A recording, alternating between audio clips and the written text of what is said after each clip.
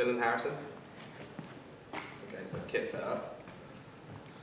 First I'll really go for the snare, toms and bass drum, because that way you can get a feel of what the actual kit is like.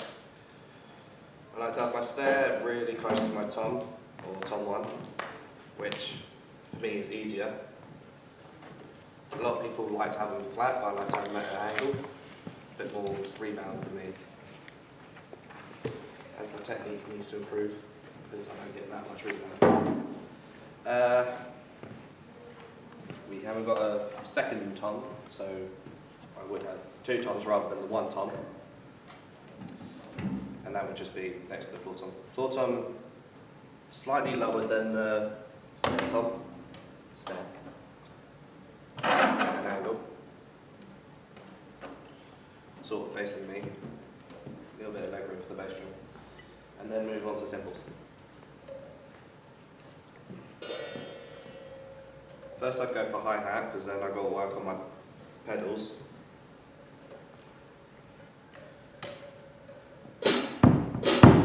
That's about comfortable, so it's like about a 90 degree from my legs. And then the crash and the ride, you just have to fit in the 2 gaps that I have.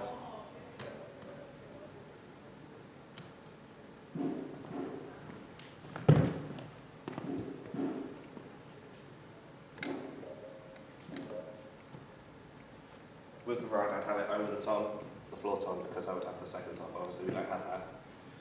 And really, I maybe might have a second floor tom, but that's not it. So it's a snare, just lower than the first tom, have a second tom, be there. Floor tom, a little bit angled, lower than the snare, because obviously going around the kit, I want to be able to move around. Pedals, nice position where my feet aren't clamped together or too wide. And then I'd move the seat a bit backwards, because then I've got a bit of an angle for my legs, because that's health and safety, so you've got that. And while setting up the kit, you need to watch how you lift it, because you might hurt your back or anything. Maybe wear some gloves if you have some broken kit. And with just, especially the bass drum, watch how you carry it. Okay, good. Just grab the sticks, Dylan, just give it a bit of a play, just to make sure that it's all working.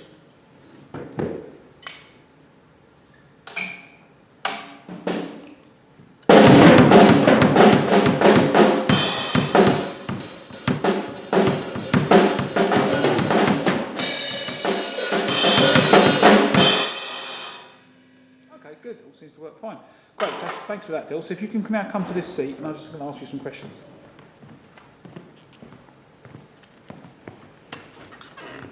Right, Dylan, can you, what are the health and safety considerations you should take into account when playing the drums? So I would go for, well, I'll just go around the kit. First of all, stool. Yep. You need to work on your posture, because obviously that can hurt your back in the future, constant playing. Along with that, when you're playing, you can have loud music, so you need protective earwear. Otherwise you might get tinnitus or ear damage. I'm quite deaf in my right ear, so that's just natural. With heavy lifting as well, like I said, and setting up the kit. And again, I said while setting up the kit, wearing gloves, because you might get cuts or blisters, and also without wearing gloves when you're playing the drums, because you might not be holding the sticks properly. I think that's it. Or, when you're lifting, make sure you're balanced. So, like with your bass drum, you have to use 2 hands. Don't use one bass drum and then carry a floor tom, because that's just stupid. And there's probably going to be a small space if you're playing a venue. Like I play at Club A5 or pubs, and they've normally got like stairs up to a small corridor, and that's just a pain. So. Good, okay. Dill, could you talk me through your warm-up routine? My warm-up would just be get a practice pad out, rudiments, just get the hands moving, do a couple of stretches, especially around the back, and I do some feet warm up because obviously I've got problems with my legs because I don't exercise enough. So when I warm up, I need to work on my knees and my legs because otherwise I'll just get cramp and it'll hurt. So I need to warm up basically, just like PE. Okay, good. Dylan, when setting up your drum kit, what considerations do you make? My main consideration is hi-hat, bass drum and snare. If they're not in the right position, then it's really awkward. And the main reason is when I sit down, my feet are quite outwards, so I have to sit down and then I have to almost like try to remember where my feet are naturally. And then I just picture bass drum there, hi-hat there, and then the snare would just go straight in the middle of my legs. And then after that, I could just work the kit around it. Obviously, when I sat up, I went straight for the snare and the bass drum. And after that, it just kind of felt really quick and easy to set up. Yeah. And then cymbals, you could just like put in wherever you want because they're not really, well, you only hit a few once now and then. And height of this seat is a good consideration because like posture-wise. So just be like where, not toilet seat sort of style, but where you got just about, so you sit down 90-degree angle and then you move it backwards. So Okay, do you play double pedals? I don't play double pedals. You just play the one pedal, so you haven't got that sort of consideration there. No. Okay, good stuff.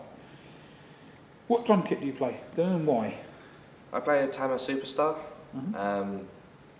I want more of a better kit, but the kit that I got was just a friend who was selling it, and it was just easy kit to buy.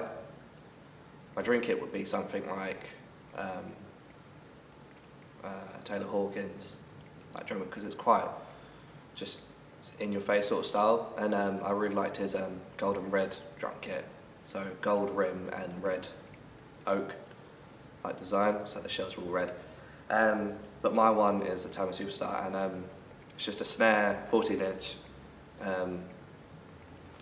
High tom is, I believe, 15-inch, and I measured them the other day and I can't remember now, but mid tom about 16, 17 maybe, and floor tom 18, and then the bass drum's about 20 to 22. Okay. And cymbals, you want to know them? Yeah, what cymbals do you play? I got these paste starter pack ones, but they're actually quite nice because I like I don't like messy or dirty sounds in a hi-hat or crashes, and they don't ring because I hate the ringing. I just prefer dark cymbals, and the hi-hats are just paste and a paste starter pack ride. I got rid of the 2 crashes because they were just terrible. I got a 16-inch Zildjian, I can't remember what, I think it was ZBT crash, and then an 18-inch one. Okay, good. Drum maintenance. Could you list the regular maintenance procedures you should carry out on your drum kit? Well, there's the cymbals. If you can clean them, I personally don't. Not really, because if you clean it, it kind of takes like wear and tear sort of thing, wears them down a bit. With the tension rods, Yep. when you like tuning them, you need to lube them up. So either use some Vaseline or maybe some sort of oil or something like that. Drum maintenance, check it for dents, wear, tears, all the drum heads, and if there's any cracks or broken cymbals, and maybe a bit of a broken shell, maybe, if you've not packed it properly and it's got broken during the process of getting there or the journey, or someone's misused it. Do you ever change your drum heads? Yes. When do you change your drum heads? Really, when I think the sound isn't achievable anymore, like when the drum head has had its time, and really that takes around 3 to 4 months for me. Okay. And if it's got like dents in it, then obviously I have to replace it quickly. Tears, replace it, but never put sellotape or that big duct tape sort of thing over it, and just tuning wise. Okay. Next to you, then you've got a snare drum. Mm-hmm. So could you put it on your lap and could you just talk me through that drum? Just literally from the top to bottom, could you just talk me through it? Batter head. Yep. Tension rods. Yep. Rim. Shell. We've got the lug. Lug port. Or I can't remember this lug port or something. Okay. But yeah, batter head. Tension head. Mm-hmm. And then snare. For some reason I actually thought that was a snare wrap. And I think that's all. I think. Shell, tension rods, lug slot, I think actually maybe it's called. I had rim, and I think that's it. Lug post? Lug post. Yeah, that's fine. What about those things on the side, Dill? What are they? I don't know what. This guy here, what's that? Yeah, talk me through that. I can't actually know its name. What does it do? Describe to me what it does. Well, pretty much it loosens. Just a bit. Where you've got the snare bits, you can tighten and loosen it. Yep. And this gives you a different sound, so it can give you tight or like more mucky sound. And if you tighten it, it just sounds different. And if you loosen it, really loose. So really, it's another tuning method. So that's for the snare, really, instead of the tension head. Flip it over. Could you talk me through the procedure for changing the batter head? Well, I had to cross tension and unwind the tension rods, and then, so did you say change the head? Mm-hmm. Yeah, how would you change the batter head? Put Well, a new one. Put a new one on. I would take the rim off with cross tension left wires on Yep. the tension rods. Then take off the rim and then the head and give the edge the good clean, or the shell, top of the angle bit, a good clean. Put the new head on, just see if it fits, put the rim on and then see if that fits nicely, and then just start putting the tension rods back in. But obviously when you do that, make sure you lube them up a bit, see if they're okay. And if there's any broken ones, I'm pretty sure you can go on Gear for Music and find some new ones, because some of them can rust or break when you take them out. And cross section, tightening it up while using the pinch method. So that's where you put your finger in, and then until it pinches you, take it out. Good. And why do we cross tension?